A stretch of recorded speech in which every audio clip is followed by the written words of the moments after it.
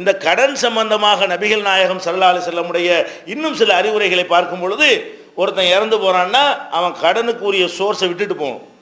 அதான் நம்ம கடனை வாங்கிடுறோம், வாங்கும் பொழுது இப்போ நம்ம கொடுக்க முடியாட்டா கூட அந்த தோட்டம் இருக்குது அதை விற்று கொடுத்துடலாம், அந்த வீடு இருக்கிறது அதை விற்று கொடுத்துடலாம், அந்த நிலம் இருக்கிறது இப்போ நம்ம கேஸாக தான் இல்லை வேறு வேறு பொருளாக இருக்குது என்ற மாதிரி உள்ளவங்க தான் கடன் வாங்கணும். கடன் வாங்குற அந்த வீடும் இல்லை, வாசலும் இல்லை, சொத்தும் இல்லை, வருமானமும் இல்லை, கொடுக்க எந்த ஒரு வக்கும் இல்லை, எதுக்கு வாங்குற? அப்போ யார் கொடுப்பா? எப்படி கொடுக்கறதுன்னு? கடன் வாங்குறதா இருந்தால் இப்போ கையில் காசு இல்லாமல் இருக்கலாம், ஆனால் என்ன இருக்குன்னு அதை தீர்க்கிறதுக்கு என்னமாவது இருக்குதா? இதை நம்ம மூத்தா போயிட்டோம் என்று சொன்னால் எதையாவது வித்தாவது அந்த கடனை கொடுத்துருவாங்களா என்கிற மாதிரி இருக்கான்னு பார்க்க வேண்டும். அதனால தான் சொல்கிறாங்க, ஜனாசா கொண்டு வந்தவுடனே ஹல் தரக்க மாலல்லி தைனிஹி, இவரை கடனை தீர்க்கிறதுக்கு ஏதாவது விட்டுட்டு போயிருக்கிறாரான்னு கேட்குறாங்களா இல்லையா? கடன் வைக்கக்கூடியவர்கள் எதையாவது விட்டு விட்டு போக வேண்டும், கடனை தீர்ப்பதற்குரிய சொத்தை சேமித்து வைத்து விட்டு போக வேண்டும். நபிகள் நாயகம் ஸல்லல்லாஹு அலைஹி வஸல்லம் சொன்னாங்க, உஹது மலை மதீனாவில் உள்ள ஒரு பெரிய மலை, அந்த மலையை பார்த்து சொன்னாங்க, இந்த உஹது மலை அப்படி தங்கமாக மாறி எனக்கு கிடைக்கிறது என்று வைத்துக் கொள்ளுங்கள். ரசூல் ஸல்லல்லாஹு அலைஹி வஸல்லம் சொல்றாங்க, இந்த உஹது மலை அப்படியே தங்க கட்டியாக மாறி எனக்கு கிடைக்குமேயானால் 3 நாளைக்குள்ள அம்புட்டையும் செலவழிச்சு முடிச்சிருவேன். ரசூல் ஸல்லல்லாஹு அலைஹி வஸல்லம் சொல்றாங்க, தங்க கட்டிய உஹது மலையே தங்கமாக மாறினாலும் சரி இந்த 3 நாள் அம்புட்டையும் மக்களுக்கு நான் கொடுத்து முடிச்சிருவேன். அதே நேரத்தில் நான் யாருக்காவது கடன் பட்டிருந்தேனே ஆனால் அதை எடுத்து வச்சுக்கிட்டு தான் கொடுப்பேங்கிறாங்க. பாருங்கள், சாதாரணமாக பேச்சு பேசும்போது கூட எதை ஞாபகப்படுத்துகிறாங்க, இந்த உஹது மலையே தங்கமானா கூட 3 நாளைக்கு மேலே வச்சிருக்க மாட்டேன், இது மக்களுக்கு சேர வேண்டியது, மக்களுக்கு நான் கொடுத்து விநியோகம் பண்ணி முடித்து விடுவேன். ஆனால் இல்லா அரசுதூலி தைனின், கடன் ஏதாவது எனக்கு இருக்குமே ஆனால் அதுக்கு மட்டும் எடுத்து வைத்துக் கொள்வேன்.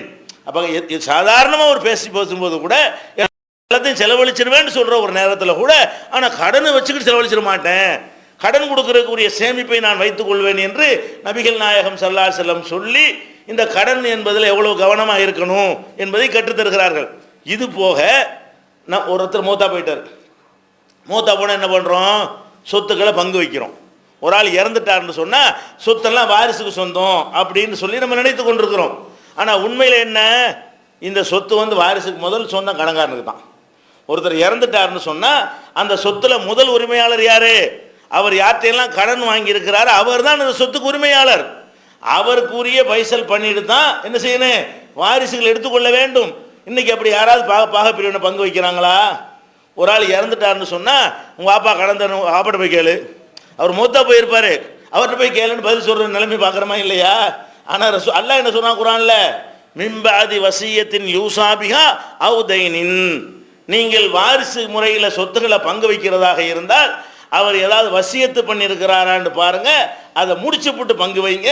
அவு தைனின், அல்லது கடன் வச்சுட்டு போயிருக்கிறாரான்னு, கடன் வாங்கிட்டு போயிருக்கிறாரான்னு பாருங்க, அதுக்கு அப்புறம் தான் நீங்கள் பங்கை வைக்கணும். வாரிசு சட்டமாக எப்போ அமுலாகும், நம்ம கடனை கொடுத்துட்டா தான் அது அவருடைய சொத்து. கடன் இருந்தால் அடுத்தவன் சொத்து. 1 லட்ச ரூபா சொத்து வச்சுட்டு போயிட்டார், 50,000 ரூபா கடன் இருக்குன்னா அவர் வச்சிருப்போம் 50,000 தான், 50,000 இன்னொரு 50,000 வேற ஒருத்தன் காசு. ஒரு ஆள்கிட்ட கடன் வாங்கி வச்சுட்டு போயிட்டா அவன் வேற ஆள் காசை தானே போயிடும். அது எப்படி நம்ம பங்கு வைக்கிறது? நம்ம அப்பனுக்கு தான் நம்ம வாரிசா, இன்னொருத்தனுக்கு வாரிசா? அப்போ ஒரு கடன் வாங்கி வச்சுட்டு போயிட்டாரே, ஆனால் இன்னொருத்தனுடைய பங்கு அங்கே இருக்கிறது, இன்னொருத்தனுடைய சொத்துக்கு நீ எப்படி வாரிசா ஆக முடியும் என்பதற்காக இஸ்லாம் என்ன சொல்லுதுன்னு கேட்டால், முதல் விஷயமாக கடனை தீர்த்து போடுங்க. கடனை எல்லா சொத்து பத்திலும் விற்றா தான் கடன் தீரும்னா அதைத்தான் வாரிசுகள் செய்யணுமே தவிர பாப்பா சொத்தை பங்கு போட்டுக்கல என்ன செய்யக்கூடாது, அலையக்கூடாது. கடன் இருக்கான்னு என்ன செய்யணும், கவனம் செலுத்தணும். இதில் இந்த வசனத்தில் கூட வசியத்து அப்புறம் தைன் கடன் நல்லா சொல்கிறான். ஃபஸ்ட்டு வசியத்தை சொல்லிவிட்டு ரெண்டாவதாக கடன் சொல்கிறான் குர்ஆனில். ஏன்னா வசியத்துங்கிறது வாக்களிப்பது, நான் இறந்த பிறகு அந்த காரியத்தை இதை தருவேன், இந்த காரியம் அதை தருவேன், பள்ளியாசலுக்கு ஒரு 10,000 ரூபா தருவேன் சொல்லிட்டு போயிட்டார், இது வசியத்து. கடன்கிறது வாங்கினது, வசியத்து என்பது வாக்களித்தது. இப்போ முதல்ல கடன் தானே ஃபஸ்ட்டு கொடுக்கணும், ரெண்டாவது தானே வாக்களித்து கொடுக்கணும். வசியத்தை செய்யாட்டா கூட குற்றமாகாது, ஆனால் கடனை கொடுக்காட்டி குற்றவாளி ஆயிடுவார். அல்லாஹ் எப்படி தர்த்தீப் போடுறான்னு கேட்டால், மிம்பாதி வசியத்தின் யூசாபிஹா அவு தைனின், முதல்ல வசியத்தை நிறைவேற்றிட்டு அப்புறம் கடனை நிறைவேற்றி விட்டு அப்புறம் சொத்துக்களை பங்கு வைங்கன்ற மாதிரி இந்த வசனம் அமைந்திருக்கிறது. நபிகள் நாயகம் ஸல்லல்லாஹு அலைஹி வஸல்லம் என்ன பண்ணுறாங்கன்னு கேட்டால், இது வசியத்து முதல் செய்யணுங்கிற அர்த்தத்தில் இது வந்தது கிடையாது. முதல்ல கடன் அப்புறம் வசியத்து. வசியத்தை ஏன் எல்லாம் முதல்ல சொல்கிறான்னு கேட்டால், வசியத்துக்கு முக்கியத்துவம் கொடுக்கறதில்ல மக்கள். கடனையாவது எப்படியாவது கொடுத்துருவாங்களே தவிர தகப்பனார் வாக்களிச்சதுக்காக கொடுப்பாங்களா? அவருக்கு கொடுத்துரு இவருக்கு கொடுத்துருன்னு சொல்லிட்டு போனால் நம்ம ஏன் கொடுக்கணும் அப்படின்னு நினைத்திருவார்கள். அதனால மக்கள் அதுக்கு முக்கியத்துவம் கொடுக்காத காரணத்தினால தான் அல்லாஹ் வசியத்தை முதல்ல சொல்கிறானே தவிர ஃபஸ்ட்டு நம்மளை குற்றவாளி ஆக்காமல் தடுக்கிறதுக்கு எதை முதல்ல செய்யணும்? ஃபஸ்ட்டு கடன். முதல்ல அலி ரலியல்லாஹு அன்ஹு அறிவிக்கிறாங்க, நபிகள் நாயகம் ஸல்லல்லாஹு அலைஹி வஸல்லம் அவர்கள் வசியத்தை விட கடனை முதலில் நிறைவேற்ற சொன்னார்கள்னு அவங்க அறிவிக்கிறாங்க. அதனால் முதல்ல இறந்த பிறகு கடன் என்னன்னு ஃபஸ்ட்டு பார்க்க வேண்டும். கடன் எல்லாத்தையும் தீர்த்து முடித்த பிறகு அவர் யாருக்காவது தர்றதா வாக்களிச்சிருக்காரா, அதுக்கப்புறம் கொஞ்சம் காசு இருக்கிறது, தௌஹீத் ஜமாத்துக்கு ஒரு லட்ச ரூபா தர்றா சொன்னார், அல்லது இந்த ஏழை குமருக்கு தர்றா சொன்னார், அல்லது இந்த படிப்புக்கு 1 லட்ச ரூபா தர்றா சொன்னார்னு தகவல் வருது, அதையும் கொடுக்கணும்.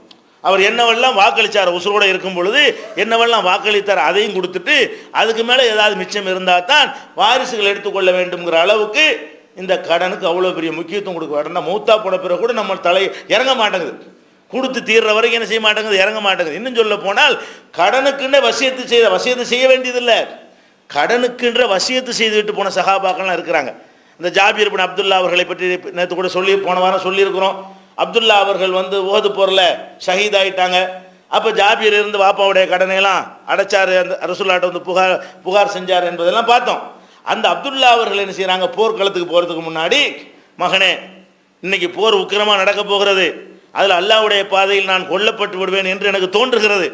ஆனால் கோழைத்தனமாக நடிக்கிறதுக்கு போருக்கு போக மாட்டாங்க, ஒன்று ஜெயிக்கணும் இல்லாட்டி அல்லாஹ்வுடைய பாதையில் வீரமரணம் அடையணும்னு போனதுனால அப்துல்லா மகன்கிட்ட சொல்கிறார், ஜாபீர்கிட்ட, மகனே நான் இறந்துடுவேன், நான் அல்லாஹ்வுடைய பாதையில் கொல்லப்பட்டு விடுவேன் என்று எனக்கு தெரிகிறது, உனக்கு நான் 2 வசியத்து செய்கிறேன். ஒன்று, எனக்கு சில கடன் இருக்கிறது, அது நீ தான் தீர்க்கணும், எப்படியா அந்த கடனை தீர்த்துரு. 2வது, எனக்கு உனக்கு தங்கச்சிகளை நான் விட்டுட்டு போகிறேன், பொம்பளை பிள்ளைகளை விட்டுட்டு போகிறேன், அது நல்ல முறையில் பராமரிக்கிறத உன்னுடைய பொறுப்பில் நான் சுமத்துறேன் என்று உசுரோடு இருக்கும் பொழுது கடனை மகன் செலுத்துகிற கடமை இருந்தாலும் கூட அதை வசியத்தாக கூட செஞ்சுட்டு போகிறாங்க. நல்ல மனிதர்கள் என்ன செய்யணும்னு கேட்டால், நம்ம பிள்ளைகளை தீர்த்துருவாங்கன்னு இருந்தால் கூட அதை வசியத்துன்னு சொல்லிட்டு போகணும். இந்தப்பா கடன்லாம் இருக்குது, இந்த விவரம்லாம் இருக்கிறது, நீ தான் பார்த்து அதை என்ன செய்யணும், அடைக்கணும் என்று சொல்லி அவர் சொல்கிறாரு. அதனால அந்த மகன் என்ன செய்கிறாரு, ரசூல்லா கூட்டிகிட்டு அந்த பேரிச்ச மலத்தில் அளந்து கொடுத்து ரசூல்லா பரக்கத்துக்காக துவா செய்து அந்த கடன் அடைஞ்சதை பார்க்குறோம். அதே மாதிரி தங்கச்சிமார்களை பராமரிக்க சொன்னதுக்காக வேண்டிய அவர் கொஞ்சம் வயசில் மூத்த ஒரு பெண்ணை கல்யாணம் பண்ணி, ஏப்போ ஒரு கன்னி பெண்ணை கல்யாணம் பண்ணலாம்னு ரசூல்லா கேட்கும்போது கூட, இல்லை வாப்பா வசியத்து பண்ணியிருக்கிறாங்க, பொம்பளை பிள்ளைலாம் கவனிக்க சொல்கிறாங்க, இளம் பெண்ணாக இருந்தால் அந்த தாய்மையோடு கவனிக்க மாட்டாங்க, கொஞ்சம் மூத்த வயசு பொண்ணாக இருந்தால் தலை பின்னி போட அதெல்லாம் செய்கிறது கொஞ்சம் வசதியாக இருக்குங்கிறதுக்காக வேண்டி, பொம்பளை பிள்ளைகளை காப்பாற்றிக்கன்னு சொன்னதுக்காக வேண்டி, தகப்பனாருக்காக வேண்டி இவர் என்ன செய்கிறாரு, இளம் பெண்ணை கூட கல்யாணம் பண்ணாமல் கொஞ்சம் மூத்த வயசு பெண்ணை கல்யாணம் பண்ணுறாரு, என் தங்கச்சிமார்களை பராமரிக்கணும் என்பதற்காக. இப்படியெல்லாம் வசியத்து பண்ணிட்டு போகும்போது நம்ம அந்த கடன் எவ்வளோ முக்கியத்துவமானது என்பதை அறிந்து கொள்ள முடிகிறது. வசியத்தை பண்ணாமல் போனால் கூட, சொத்தை வைக்காமல் போனால் கூட பிள்ளைகள் மேலே இறங்கிரும். சொத்து இருந்தால் தான் கிடையாது, சொத்து இருந்தால் சொத்துலேருந்து கொடுக்கணும். சொத்தை தகப்பனார் கடன் பட்டார், எந்த சோர்ஸும் இல்லை, எந்த ஒரு 10 காசு விட்டுட்டு போகவே இல்லை, உங்களை தான் விட்டுட்டு போயிருக்கிறாரு, பிள்ளைகளை தான் விட்டுட்டு போயிருக்கிறாருன்னு கேட்டால் அப்போ கடன்லாம் தப்பிச்சுக்கிடுவாரா? உலகத்தில் வேண்டாம் தப்பித்து கொள்ளலாம், உலகத்தில் கோர்ட்டுக்கிட்டுக்கு போனால் அந்த கடனை கிளைம் பண்ண முடியாது, மறுமையில் தப்பிக்க இயலாது. நம்ம தகப்பனாருடைய அமலெல்லாம் அவருக்கு போய்விடும். கடனாளியாக மௌத்தா போயிட்டார், சொத்து பத்துக்களை விட்டுட்டு போகலன்னு சொன்னால் மறுமையில் அவன் கேட்பான்ல, யார் கடன் கொடுத்தானோ கேட்பானா இல்லையா, அவனுக்கு என்னத்தை கொடுக்குறது, அமலை தான் வாங்கி கொடுக்க முடியும். நம்ம தகப்பனார் செஞ்ச நல்லறங்களை தான் பிடிங்கி இங்கே கொடுக்க முடியும். அப்போ நமக்கு என்ன கடமை இருக்குது, பிள்ளைகளுக்கு என்ன கடமை இருக்குன்னு கேட்டால், உங்கள் தகப்பனார் கடனை மட்டும் வைத்து விட்டு ஒரு பைசா கூட சொத்து வைக்காமல் போய்விட்டார்னு சொன்னால் அவர் மறுமையில் வெற்றி பெறணும், அவருடைய அமலை அவருக்கு சேரணும், அவருடைய அமலை பிடிங்கி அல்ல வேற ஆள் கொடுத்துடக்கூடாது என்று நீங்கள் ஆசைப்பட்டீர்களே. ஆனால் இந்த கத்தம் பாத்தியான குறுக்கு வழியெல்லாம் தேடாமல் சரியான வழி என்ன, இதெல்லாம் உங்கள் தகப்பனாரை கொண்டு சேர்த்துறாது, உங்களுடைய தாயாரை கொண்டு சொர்க்கத்தில் சேர்த்துறாது. நீங்கள் விசாரிக்கணும், யாருக்கா கடன் இருக்குதா, எங்கள் உம்மா யார்ட்டா கடன் வாங்கியிருக்கிறாங்களா, எங்கள் வாப்பா யார்ட்டா கடன் வாங்கியிருக்கிறாங்களான்னு கேட்டு அதை செலுத்திட்டேன்னு வைங்க, அவங்க அமல் அவங்களுக்கு சேர்ந்து போயிடும். நீங்கள் என்னமோ அமல் செஞ்சு சேர்த்து வைக்கிறேன்னு நீங்கள் பாடுபடுறீங்க. ஃபஸ்ட்டு எதுக்கு பாடுபடுங்க, அவங்க செஞ்ச அமலை அவங்களுக்கு உரியதாக்கணும், அவங்க செஞ்ச அமலுடைய நன்மையை பிடிங்கி வேற ஆள் கொடுக்குற மாதிரி போயிடும் கடன் இருந்துச்சுன்னு சொன்னால். அப்போ வாரிசுகளுக்கு என்ன கடமை இருக்குன்னு கேட்டால், ஒரு சொத்தும் விடாமல் தகப்பனார் தாயார் போயிருந்தார்களே ஆனால், அல்ல அண்ணன் போயிட்டார் தம்பியை விட்டுட்டு போயிட்டாரே ஆனால், இவங்க அவர் சொர்க்கத்தில் வெற்றி மறுமையில் வெற்றி பெறணும்னு ஆசைப்பட்டார்களே ஆனால், அவங்க சொந்த உழைப்பில் சொந்த சம்பாத்தியத்தில் சொந்த பொறுப்பில் அந்த கடனை தீர்க்க வேண்டும். ஒரு ஒரு அம்மா வந்து ரசூலுல்லாஹ்ட்ட கேட்குறாங்க, எங்கள் அம்மாவுக்கு ஒரு மாதம் நோன்பு வந்து நேர்ச்சை பண்ணியிருந்தாங்க, அதை நிறைவேற்றாமலே இறந்து போயிட்டாங்க, அதை வந்து நான் நிறைவேற்றலாமா? அப்போ ரசூலுல்லாஹ் என்ன சொல்கிறாங்க, உங்கள் அம்மா கடன்பட்டா நீ தானே செலுத்தணும், அது மாதிரி அல்லாஹ்வுடைய கடனையும் செலுத்து. அது அம்மா கடன்பட்டா புள்ள செலுத்தணுங்கிற சொல்கிறாங்க பாருங்க. இது நேர்ச்சைக்கும் சொல்கிறாங்க. அது சொல்லும்போது என்ன செய்கிறாங்க, உங்கள் அம்மா யார்கிட்டயா கடன் வாங்கிட்டு போனால் யார் செலுத்துவா, நீ தானே செலுத்தணும், அப்போ வந்து அதே மாதிரி செலுத்து, அல்லாஹ்வுக்கு பட்ட கடனையும் செலுத்திட்டு போ. அல்லாஹ்வுக்காக தான் நேர்ச்சை பண்ணாங்க, அல்லாஹ்வுக்கு பண்ண நேர்ச்சை அவங்க செய்யாமல் இறந்து விட்டால் உலகத்து கடனை எப்படி பிள்ளைகள் இருந்து தீர்க்கிறீர்களோ அது மாதிரி அல்லாஹ்வுக்கு பட்ட கடனை தீருங்க என்று சொன்ன சம்பவங்களை எல்லாம் பார்க்கிறோம். அதனால் கடன் விஷயத்தில் ரொம்ப கேர்ஃபுல்லாக கவனமாக இருக்க வேண்டும். இந்த கடனில் விழுந்து நம்முடைய அமல்களை பாழாக்கி விடக்கூடாது. நம்முடைய முன்னோர்கள் மூதாதையர்கள் கடன்பட்டவர்களாக இருந்தால் அவர்களுடைய மறுமை வாழ்க்கை பாழாகிவிடக்கூடாது என்பதையெல்லாம் கவனித்து நம்முடைய வாழ்க்கை அமைத்துக் கொள்ள வேண்டும்.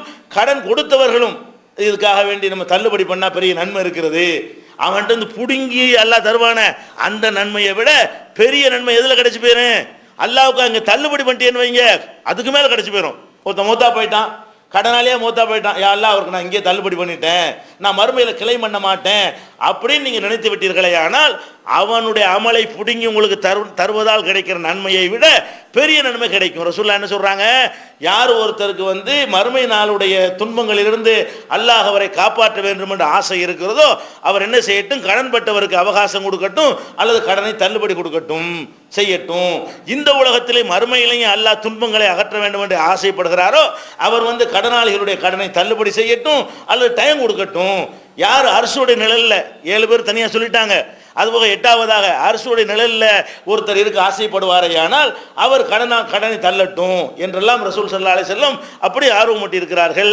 நீங்கள் யாருக்காவது கடன் கொடுத்து அவர் தர முடியாத நிலையில் இருந்தால், அவர் மூத்தாகி இருந்தால் தர முடியாத நிலையில் இப்போ இருக்கலாம், அல்லது உங்களுக்கு முன்னாடி அவர் இறந்து போயிருக்கலாம், அப்படி இருப்பாரே ஆனால் மறுமையில் போய் அவருடைய அமலையெல்லாம் பிடிங்கிடுவோம் என்று நினைத்து பெரிய லாபம் கிடைக்கும் நினைக்கிறத விட இங்கே தள்ளுனீங்கன்னு வைங்க அதோடு கூட கிடைக்கும். இங்கே அவருடைய கடன்களை தள்ளி விட்டீர்களே ஆனால் அல்லாஹ் என்ன செய்கிறான், அங்கே வரக்கூடிய துன்பங்கள்லேருந்து உங்களை காப்பாற்றுறேன் அப்படின்னு சொல்கிறான், அரசுடைய நிழலுக்கு கீழே கொண்டே வைக்கிறேன் என்று சொல்கிறான். அதனால் உங்கள்கிட்ட கடன்பட்டவர்கள் யாராவது கடன் தர முடியாத நிலையில் இருந்தாலும் அல்லது வந்து அவர்கள் மரணித்து இருந்தாலும் மறுமையில் கிளைம் பண்ண நினைக்காம என்ன செய்யணும், அல்லாட்ட நீங்கள் மனு போட்டுருங்க, யா அல்லாஹ் நான் மறுமையில் கேட்க மாட்டேன், நான் யாருக்கெல்லாம் கடன் கொடுத்தேனோ இன்னும் நாளுடைய கடனை இங்கே நான் தள்ளுபடி பண்ணிவிட்டேன் என்று நினைத்து நம்முடைய அமலை என்ன செய்யணும், அதிகப்படுத்திக் கொள்ள வேண்டும். இது போக